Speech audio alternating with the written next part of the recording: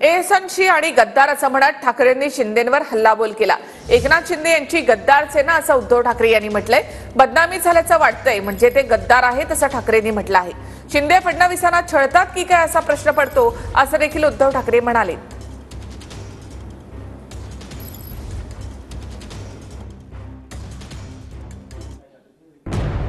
एकनाथ शिंदेंचा वारंवार गद्दार असा उल्लेख। एसनशीची बदनामी झाली तर एसनशी गद्दार आहे। आमची शिवसेना त्यांची गद्दार सेना। शिंदे फडणवीसांना छळताय की काय असा प्रश्न पडलाय।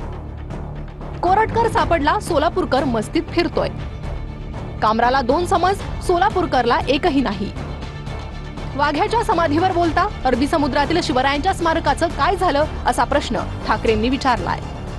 शिवसेना एक ही है, दूसरी है वो गद्दार सेना है। उसको शिवसेना मानने की कोई आवश्यकता नहीं है। म्हणजे एका बाजूला